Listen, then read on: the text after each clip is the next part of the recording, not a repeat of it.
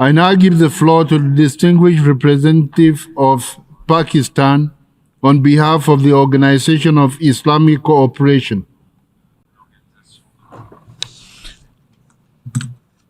Bismillah ar-Rahman ar-Rahim. Mr. President, I have the honor to deliver this statement on behalf of the Organization of Islamic Cooperation. We extend our sincere appreciation to you, Mr. President, for convening this important informal plenary meeting. 3 years ago, the General Assembly decided in Resolution 76-254 to observe 15 March as the International Day to Combat Islamophobia. Fortuitously, this day, this year, falls within the holy month of Ramadan.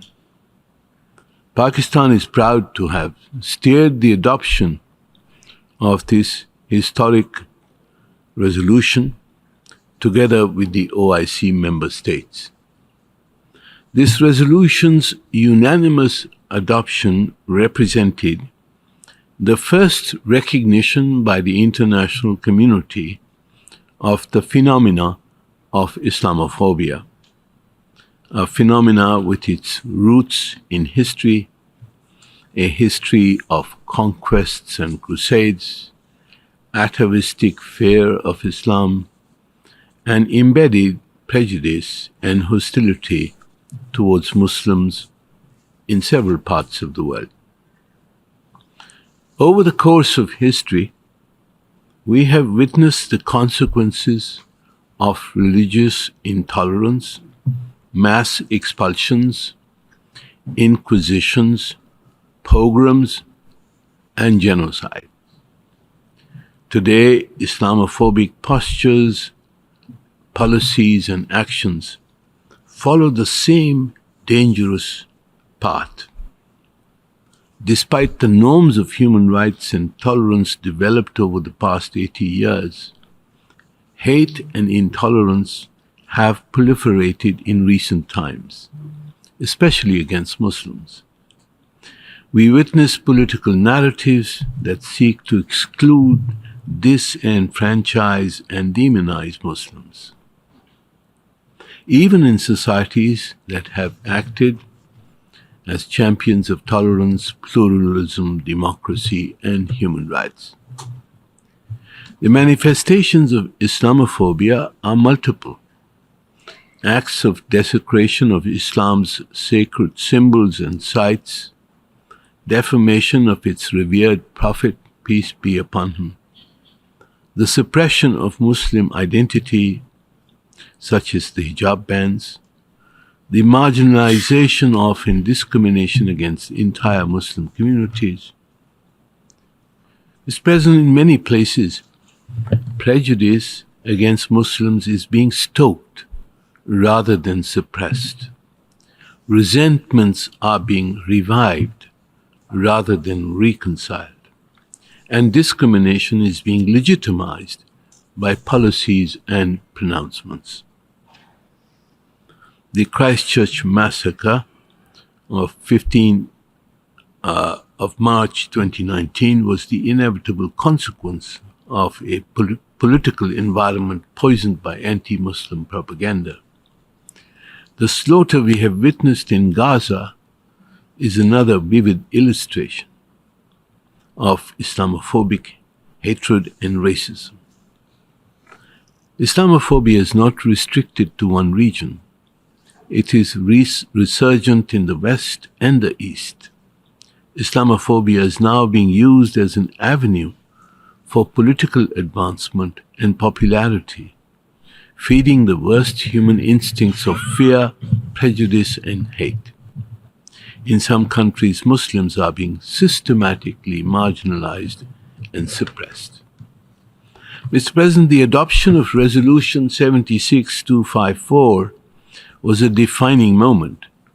The world finally recognized the danger posed by Islamophobia.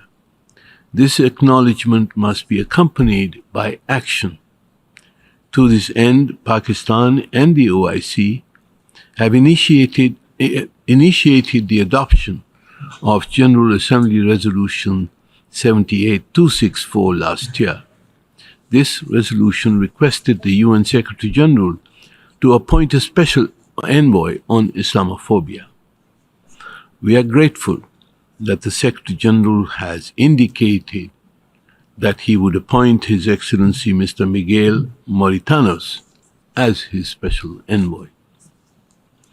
Resolution 78264 has also requested the Secretary General, and I quote, to prepare and submit a report to the next Assembly session on the implementation of the resolution and on measures taken by Member States and the United Nations pursuant to the resolution to combat Islamophobia in all its forms and manifestations. Unquote. We call for the early approval of the financial resources required to enable the Secretary General and his special envoy to implement the provisions of this General Assembly resolution on combating Islamophobia. The OIC looks forward to working with the Secretary General and his special envoy to develop a plan of action to combat Islamophobia. Such a plan of action could include a definition of Islamophobia and its manifestations, a mechanism to monitor and compile acts of Islamophobia, a template for national legislations criminalizing acts of Islamophobia, an accountability mechanism, as well as media and education programs to counter Islamophobia and propagate tolerance and harmony in societies. Mr. President, the international community must act decisively.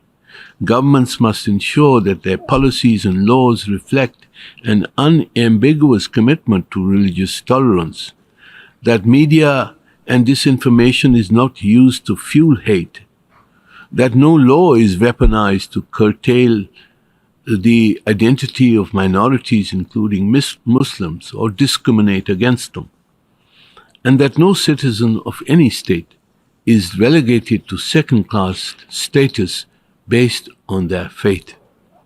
No nation can claim to be a true democracy while it systematically alienates and marginalizes its Muslim citizens.